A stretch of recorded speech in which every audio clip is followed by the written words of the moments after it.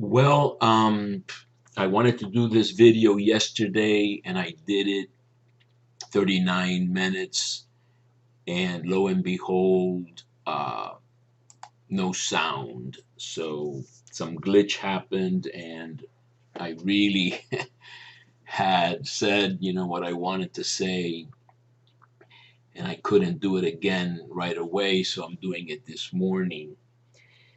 Uh, I again wanted to talk about truth and even as a subtitle, is it possible to support Trump and be a Christian?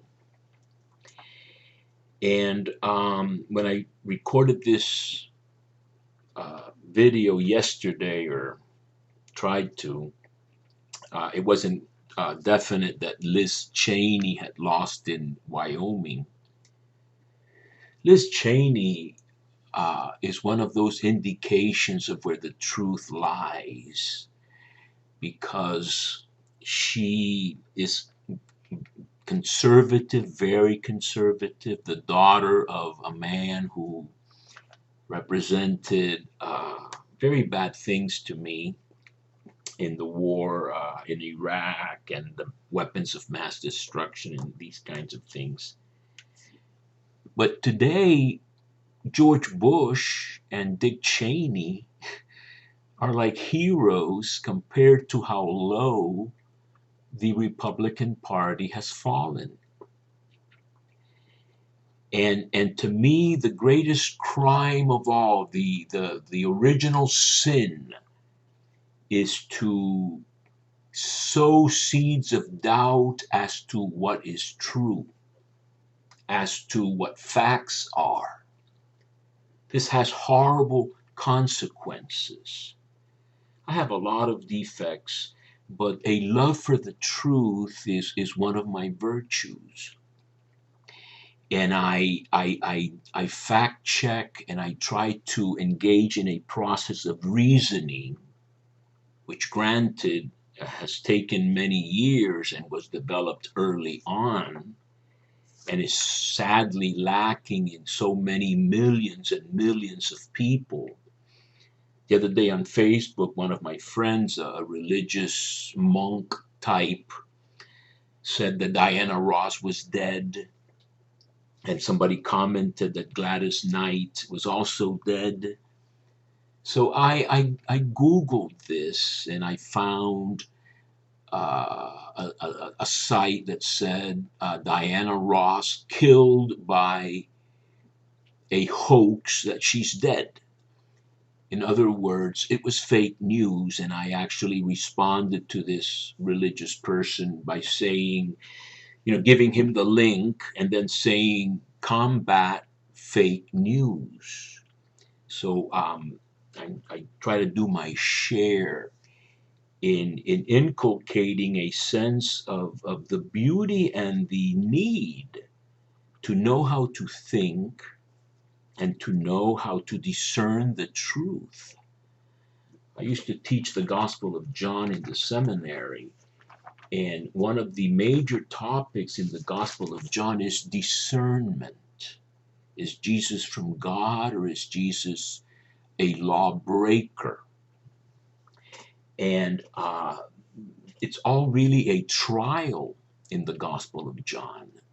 The world, cosmos, is sort of putting Jesus on trial, and then Jesus is countersuing with a putting on trial of the world itself, and then the Spirit will come and convict the world in that which regards sin and righteousness and judgment in chapter 16 of John. So the notion of truth is essential. We can't communicate, we can't trust, we can't make the right decisions, for example, regarding the planet, unless we have and revere a notion of truth, which Gandhi said, truth is God. The Dominican Order's motto is Veritas Truth. It's also the motto of Harvard University. where people research and look at primary sources and not at filtered, sort of secondhand information. Uh, and that's why what Liz Cheney has been doing, I think, clearly with great integrity. And one of the discerning elements as to what is true, I think it was Seneca or Cicero that said, if you want to know who's lying, ask who profits. Well, Liz Cheney has put her uh, electability in Wyoming on the line and lost. Just like Gandhiji was killed, just like Jesus was killed. Sacrifice and suffering comes with saying the truth in a world that largely prefers lies. Gospel of John says the light shone in the darkness and the darkness did not overcome it, but there is this struggle. There is this struggle. And so we have a Republican Party led by people with good degrees like Governor DeSantis, and they are taking advantage of a situation that has been created by Fox News and Roger Ailes with a design of brainwashing masses of people to vote very conservative, basically to enrich those who profit from Republican politics. And the party of Lincoln and even the party of Reagan, I was no fan of Reagan. Those guys are like heroes now. Reagan and Bush, the Bushes, even uh, Cheney's father. And they have risen to the occasion, inspired, put on this January 6th committee where all these Trumpers, people incredibly close to Trump, appointed by Trump, Attorney General Barr, are saying the truth. The truth finally comes out. But masses and millions of people don't even want to listen to that because they have signed off with faith, a false faith, on a false Messiah, which Jesus talks about in Mark 13.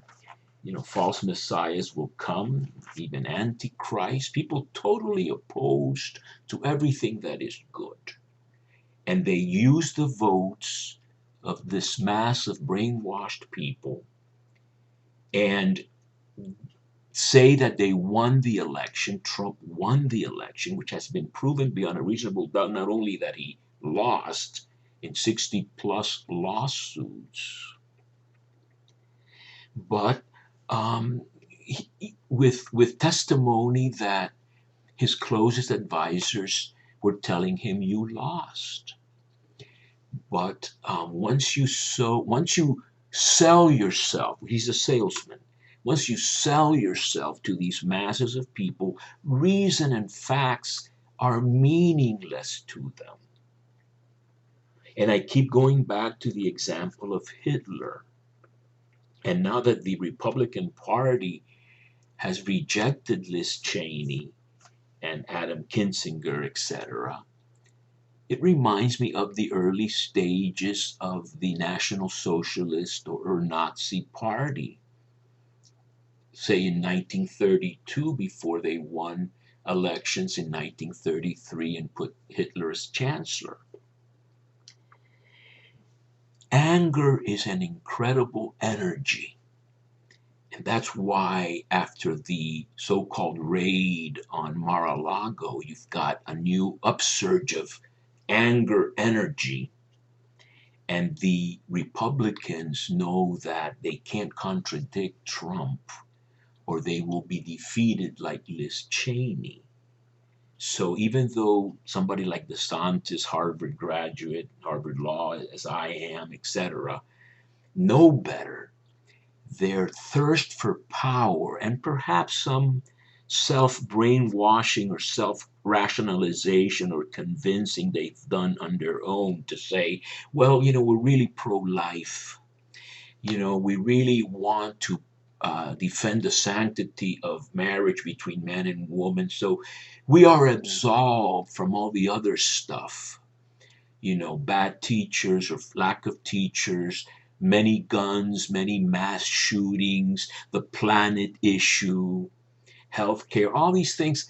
We are absolved from responsibility because we have the badges of being pro life, pro heterosexual marriage. These two things are enough to make us good people and enough to fool these masses of people so that they will vote for us.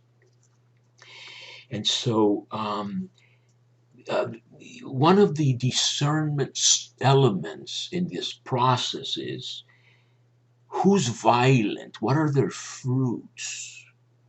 And when people are violent, you know that they have uh, no ideas sufficient to engage in a good dialogue. They must resort to force in order to impose, not by reason, but by force, their position. They also talk about the migrants.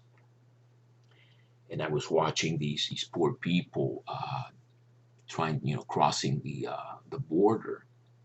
And in fact, when January 6th was taking place, I switched to Fox to see what they were doing. And at that point, they were talking about the invasion from the assault from Mexico or from the border. In a country where we have a lot of problems, one of them being we can't staff restaurants and school bus drivers and all these other positions where these desperate people uh, could fill these positions. Now I'm in favor of radical solutions to problems in Central America, for example. The solution is not for everybody to migrate to the United States, even though I did in 1961 from Cuba. The United States has done and undone quite a lot in Central America historically, United Fruit Company, etc., exploitation. And there is a responsibility. The United States, created the country of Panama, basically, using, historical forces for the Panama Canal. And again, part of the truth is to examine yourself and examine your history and know it and rectify it. The solution, the false solution offered by DeSantis and other people like that is to say, no, we don't want to hear anything bad about America. That's what a traumatized person would say, repress bad memories, repress bad thoughts. They are too painful to deal with.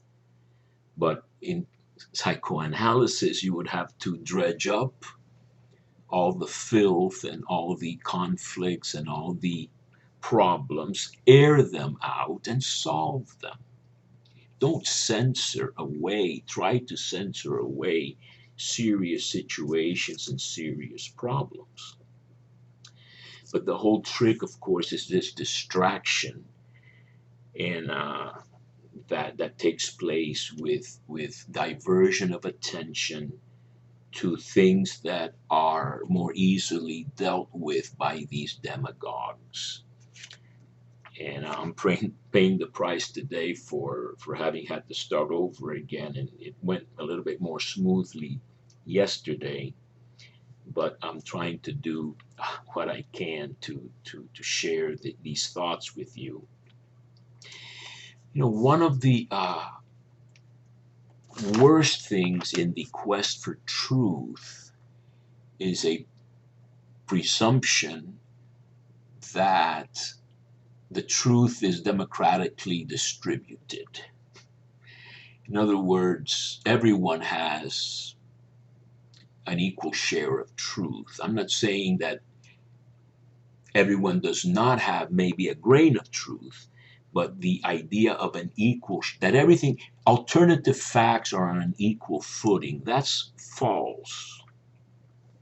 And yesterday, what I talked about was this great biblical, um, passage where two women in this famine, which is not the first time mentioned, or the only time mentioned in the Bible, where women make a pact to eat their babies. This is one of the covenant curses. And the famous story is, of course, that these women bring a baby. Two women bring a baby to King Solomon, and each claims that the baby is hers. Solomon's method of determining who's the true mother is to say, I'll split the baby in half. The real mother says, no, I'd rather have my child live even with this other woman, now my enemy, than to have him killed. The non mother in this story was happy to have her way and at least get half of the baby. And so when people talk about the media and they say the media is prejudiced or whatever, the media, it tends to be, most of the media that I listen to tends to be more liberal, but that goes with education. That goes with intelligence, reasonable policies. For example, regarding gun control, that's a no-brainer. The climate is a no-brainer. Now the planet is yelling at us, and I think that I hope more and more deaf people, rationally deaf people, deniers, deniers of the truth, are beginning to look up, and because insurance rates or no insurance, that talks. Some of my rich friends in Miami are worried about the rise of the sea level. Beautiful waterfront houses will be submerged. I was listening to Neil deGrasse Tyson the other night, who's brilliant, and he said that if the ice caps melted, the water would rise to the level of the left elbow of the Statue of Liberty. That 1 or 2 degrees difference in the human body is not such a big deal, but 1 or 2 degrees difference in the planet is a big deal, and that with an 8-degree difference, we had the glacial age. So you can't fool with the planet. Years ago in the seminary where I taught, 20 years ago, we had a very bright professor, very learned guy, little rigid in many ways, but he bought the Bush line, and he said that climate change is not caused by humans, etc. He's changed his opinion. But my response at the time was not scientific. It wasn't, most of the scientists say that it is. I used a theological argument. You can't abuse things with impunity. These are all principles that philosophers have talked about. If you haven't ever read one philosopher or any part thereof, you are starvingly poor. In Spanish, we say en ayunas. You are fasting from knowledge, fasting from facts. That's the wrong kind of fasting. And so it's true that the truth is going to be more accepted and cultivated by people who are used to reasoning and learning. And journalists tend to be investigative. Now, certainly they harp or they grasp the most eye-catching and resounding news, and in that sense, they fail in their ethical responsibility. I watch, CBS News at night, Nora O'Donnell. I find her, I may be exaggerating, somewhat hysterical. But it is a sign of where we are nationally and even in the world, but nationally in the United States, you have to hype and exaggerate and supersize and yell and be shrill so that these very distracted people, all looking at the little phones, can maybe pay attention. I use this word little phones because when I was in Italy, they would talk about telefonini, the little phone, and I remember when Trump won in 2016, I figured that lots of young people who were apathetic about politics were now shocked that they had helped Trump win by not voting. And I said they looked up from their phones the next morning and realized that a catastrophe had happened. And even Trump has said if everybody voted, we would never win. So one of the Republican tactics is to sow seeds of doubt as to uh, the legitimacy of voting and try to make it harder for uh, people that don't vote Republican to vote. So you spread the lie, and Hitler and Goebbels and propaganda ministers know that if you repeat a falsehood enough, you will convince a great many people. So they sow the seed of doubt as to fraudulent voting, which is what Trump did in the courts. 60 plus lawsuits, they all rejected it. And we have the January 6 hearings now. But apparently, all these people in Wyoming that voted overwhelmingly for Liz Cheney's opponent, they're not interested in these hearings. They're interested in their religious belief in the false Messiah, the liar, scoundrel Donald Trump. And so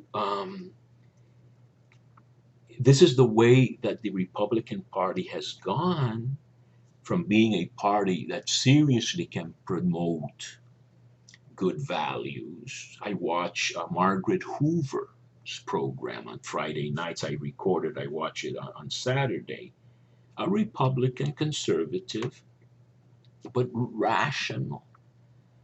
And to me, the greatest crime is the loss of reason or the lack of ever having cultivated reason by so many masses of people. I'm old and I've done a lot of things and I've been with many, many groups and I have watched up close how people, and they can have, money or be successful to some extent, how people that love Trump think or don't think. I've seen this in closed friendship type contact over many years. And one of the things is again the false democratic idea regarding facts and reason. This may stem from childhood sibling rivalry or something, and somebody develops the sense that I am as good as the next guy, and my thoughts are as good as some other guys. I refuse to recognize a higher authority except God, and I invent what I think He thinks. But I don't accept experts. I don't accept eggheads. I don't accept professors. I prefer people that express my anger in simple terms. Even if they change from day to day, my loyalty is to the person, not to what he's saying or to the facts. And so I have, a lot of examples where they come up with an idea about a certain factual situation. For example, how old was St. Augustine when he had his conversion? And instead of Googling this and learning that he was about 30, which you can Google and learn in half a minute, they prefer to speculate. They say, I heard a priest say that his mother prayed 30 years for his conversion, or for him. And I figure he must have been around 20 when she started praying for him. Now, that's already a false premise. But you are proud of the fact that you are thinking on your own. I've seen these people that say, I did the research on COVID. So you skip what the CDC, which has its problems, you skip what they say, and you, an idiot with a high school degree or something, you uh, do your own research, and then you get COVID. We just had this great trial that's also a mini moment or a big moment as to what is going on. A guy who I never heard of before, Alex Jones, denied that Sandy Hook ever happened. Now, how you can get away with that is incredible. That I rest my case, but I'm going to continue. The report was he was making $800,000 a day denying Sandy Hook, but they took him to court, and he lost, and now he has been, uh, given punitive damages and other damages, and this is like David against Goliath in a way. David being the one seeking the truth, having to sue these powerful people, but thank God we do make some progress. But can you imagine how stupid you have to be and deluded and basically detached from reality, which is what Robert Barr said that Trump must be if he really believes he won the election, to believe that Sandy Hook never happened. These are, classic litmus tests of what is happening. If we have a mass of people able to enrich this scoundrel, Alex Jones, because they are flattered or appeased by his saying that Sandy Hook never happened and it's the Democratic enemies who invented this. Well, that's the whole story is right there. You can dialogue with people that accept or have the capacity to reason enough and to discern enough to accept facts. Some facts are crystal clear, others require discussion or testing, and others are clearly false. But we have masses of people for whom clearly false things are believable. And that would be tantamount to going to the doctor and him telling you have stage 4 cancer. You are in very bad shape and you are in danger of dying, and which is what I think our country and our democracy is in danger of. Certainly, many, many brains have been damaged seriously. Their ethics, their rationality, their capacity to discern and to listen and to learn. They're listening and falsely learning from the wrong people.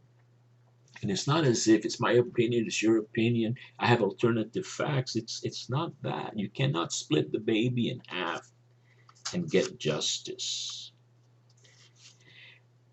One of the things that I thought about yesterday, which I have here, is this tremendous line at almost the very end of the Christian Bible,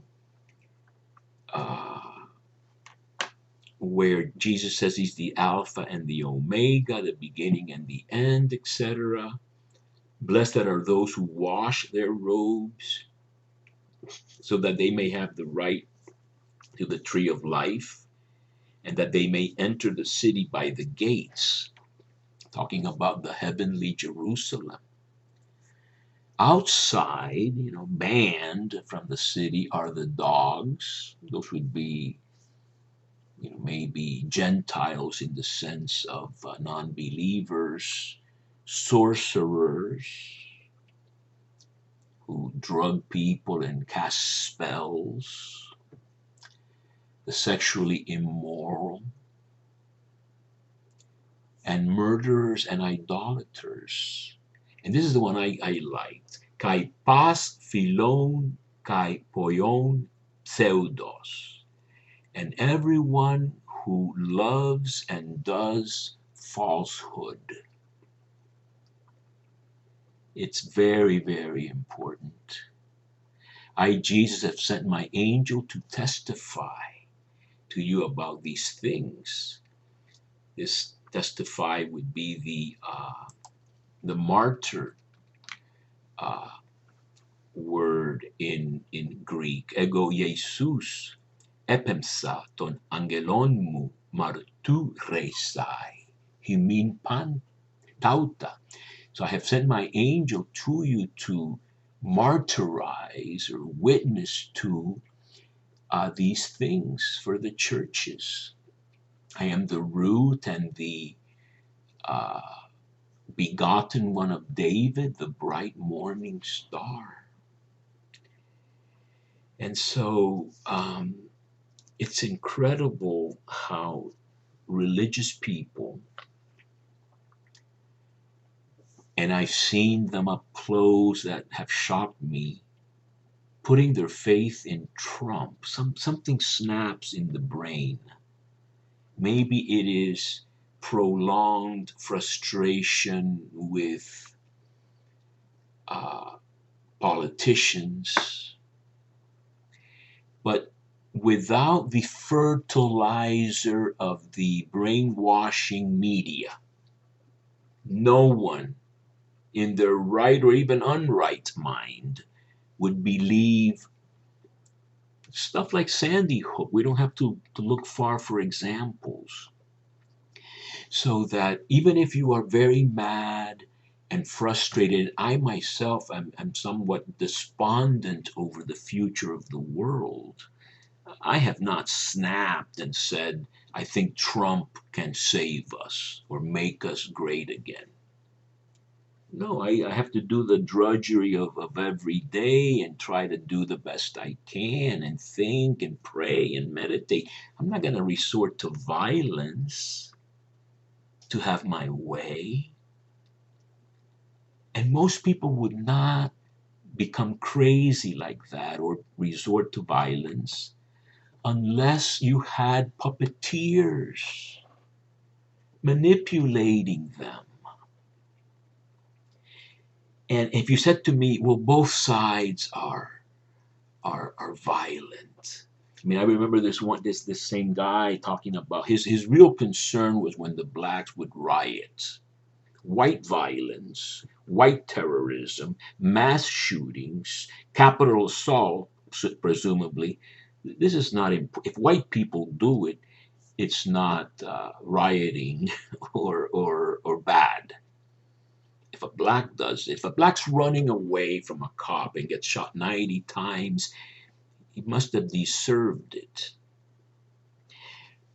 A teenager can go around with an assault rifle, having killed or on his way to killing 2 people. He gets arrested quietly, given a trial, and gets absolved. We have tremendous tunnel vision if you don't think and if you don't like facts and if you refuse to learn. This particular individual refused to take courses, but he loved to talk about religion and theology. His thoughts. He might get a little inspiration from very dubious websites, but it's his ideas, his thoughts. These are my documents, said Trump. Egotism. Saint Teresa of Avila said that humility was the truth. Somebody's not humble, they're not truthful. Somebody's angry, they and they act upon their anger in a violent way. That's very, very doubtful, dubious. By their fruits you shall know them. I've read about India, and I'm reading about. I finished the biography of Jawaharlal Nehru, and very clear. You have a kind of a master race in this ancient culture, the British, and they got incredibly repressive against the Indians, Hindus mostly, and Muslims. And you see how people justify injustice, and then it is complicated. Then there is independence for India, and yes, there are riots between Muslims and Hindus, and yes, Mahatma Gandhi got killed on his way to an ecumenical prayer vespers service because a fellow Hindu didn't like his being friendly with the Muslims. So again, sacrifice, which is all over every Christian text you can ever read, especially in the New Testament and then the lives of the saints. Without sacrifice, there is no truth. Blessed are those persecuted for the sake of righteousness. But if you are doing the persecuting with violence, I'm not talking about the FBI and the Justice Department having affidavits that convince a court. That's legitimate. Then you can maybe continue with the legal process to a point. If you exhaust the legal process and you still want to have your way, and then you resort to violence, threats against the FBI, etc. Even Pence, as cautious as he has to tread, has said that wanting to defund the FBI is as bad as wanting to defund the police. But the police have committed incredible wrongs against blacks. Totally armed, totally buttressed, fortified with all these vests. They can shoot unarmed people easily. When there's a shooter, they wait. They wait a long time before they even put themselves into danger. So the dialogue here regarding the police has to be very, very serious. Well, I'll end with a little story about what's going on and how power can be bad. I was a professor at a university. I had to network, a professor of ministry.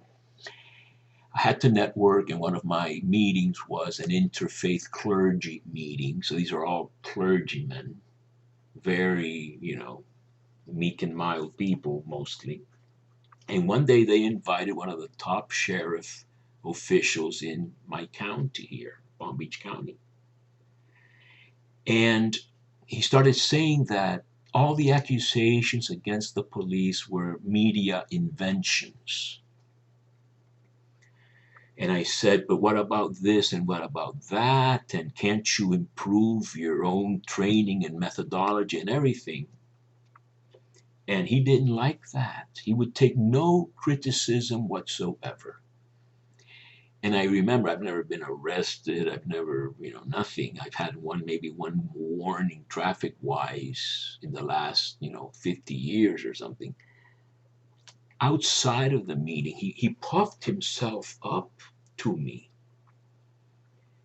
trying to tell me, how dare you cast any doubt on the infallibility and perfection of the police.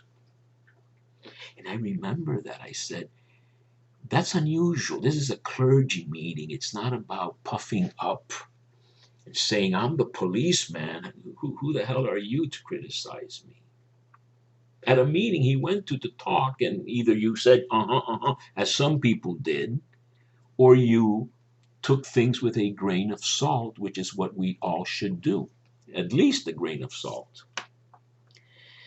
So anyway, I managed to reach about the same time as yesterday. I don't know if it flowed as well as I thought it did yesterday. But the point being that to me, doing these videos and raising my voice for the truth and for the importance of the truth and the processes that lead to finding the truth which will set you free.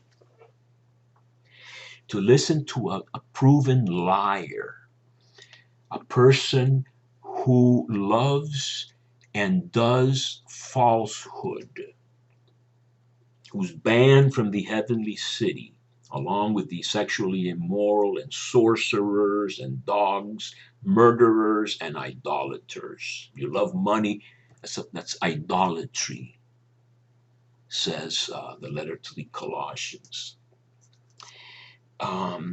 You have to raise your voice against this and against signing off on reason. Again, to recap two examples. If you believed Alex Jones and Sandy Hook never happened, now he recanted. One of the mothers said, I'm real. My daughter who died is real. Can you imagine? This is like the last judgment. You have all these fantasies. You thought you were getting away with it. You thought you could fool people all of the time, or many people all of the time. And then all of a sudden there is a judgment. Like in the book of Daniel, chapter 7, they open up the books, and all of a sudden there is no BS anymore. There is no BS anymore. You get a judgment against you, and you have to admit it because it's so clear. The same thing with January 6th. And the brilliant job and inspired job somebody like Liz Cheney has done at great sacrifice, at great risk. But once you are on that automatic pilot of ethics and integrity, and I think I have some experience with that. I was in a very contentious situation in my seminary. The students were all with their Fox apps on the phone, many of them, and the rector had his picture with Romney at the time against Obama, like who was like the devil, where the spiritual director of the seminary had the picture of Obama as Joker right behind him. So when he was giving spiritual direction to the seminarians, he was saying, and I laugh at that black ass behind me who happens to be the president. And I never said anything about politics in the seminary, but it was in the air. Well, I wouldn't sell out for a job. That was a dream job. It's against my DNA. I have a lot of defects. But selling out by untruths or pretending that there are alternative facts or trying to perform sorcery or sell yourself to those whom you want to win over so that you can have power, I'm constitutionally basically unable to do that. And this is where, again, I'll finish with these words, martyrdom, which we associate with death and suffering, the martyrs. It actually means giving testimony, swearing under oath. A martus, a martyr, is a witness. And so I'll end with that. It was a little different than yesterday, but perhaps God will, make this be the message that needed to be sent. Ite missa est, as they used to say. Go, it is sent. I think it's a translation of that Latin word that ended the masses in the older days.